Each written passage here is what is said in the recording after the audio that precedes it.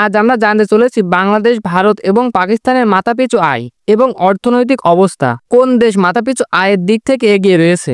হ্যাঁ, আমরা জানি আয়তনের দিক থেকে ভারত এবং পাকিস্তানের তুলনায় বাংলাদেশ অনেক ছোট দেশ। আয়তনে ছোট হলেও বাংলাদেশ অর্থনৈতিক দিক থেকে কোনো অংশে কম নয়।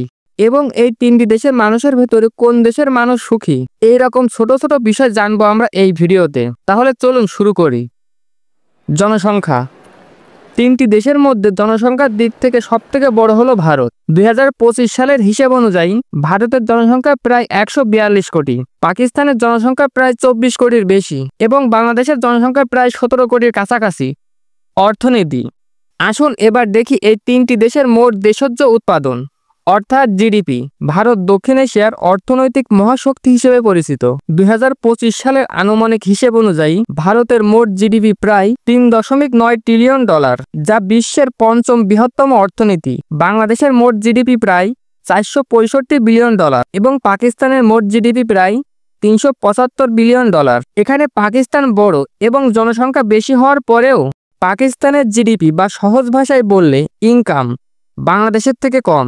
বাংলাদেশের এই রকম এগিয়ে যাওয়ার কারণ হলো তৈরি পোশাক রপ্তানি, রেমিটেন্স এবং কৃষি নির্ভরতা বাংলাদেশকে অর্থনীতির ক্ষেত্রে অনেক এগিয়ে নিয়েছে। মাথাপিছু আয়। এবার চলুন দেখি কোন দেশের মানুষের মাথাপিছু আয় কেমন। একটি দেশের মোট জিডিপি বা আয় যদি দেশের জনসংখ্যার সাথে ভাগ করা হয় তাহলে যে পরিমাণে টাকা আসে সেটাই মাথাপিছু আয়। 2025 সালে আনুমানিক তথ্য অনুযায়ী বাংলাদেশের মাথাপিছু আয় প্রায় $2,800, ভারতের প্রায় $2,600 এবং পাকিস্তানের মাত্র $1,600। অর্থাৎ মাথাপিছু আয়ের দিক থেকে বাংলাদেশ ভারতের চেয়েও এগিয়ে এবং পাকিস্তানের তুলনায় অনেক এগিয়ে। তবে এখানে একটা কথা রয়েছে, বিগত সরকার গত 15-16 বছরে যে পরিমাণে অর্থ পাচার করেছে এরপরও বাংলাদেশের অর্থনৈতিক অবস্থা এত ভালো। শুধু যে এই সরকার অর্থ পাচার করেছে এমন তো নয়, ভারতের সাথে নানা রকম চুক্তির মাধ্যমে দেশের বিভিন্ন আয়ের উৎস নষ্ট করেছে। একদিকে যেমন অর্থ চুরি করেছে, অন্যদিকে দেশের আয়ও বন্ধ করেছে। যদি আমাদের দেশে মাত্র 10 বছরের জন্য সুশাসন প্রতিষ্ঠা করা যায় তাহলে এই আয় আরও বেশি বৃদ্ধি করা সম্ভব। এটি তেমন কোনো কঠিন কাজ নয়। আর একটা কথা ভাবুন, পাকিস্তানের মতন দুর্বল অর্থনীতির দেশ হওয়ার পরেও পাকিস্তান ভারতের সাথে সমানভাবে লড়াই চালিয়ে যাচ্ছে। সেখানে ভারত কিভাবে বাংলাদেশকে দুর্বল দেশ ভাবে? পকেটে টাকা আছে তো ক্ষমতাও আছে। সুখী দেশ। 2024 সালের ওয়ার্ল্ড হ্যাপিনেস রিপোর্ট অনুযায়ী সুখী দেশের তালিকায় বাংলাদেশ 128তম, ভারত 126তম এবং পাকিস্তান 108তম। এই জায়গা থেকে বাংলাদেশ পিছিয়ে থাকার কারণ কি?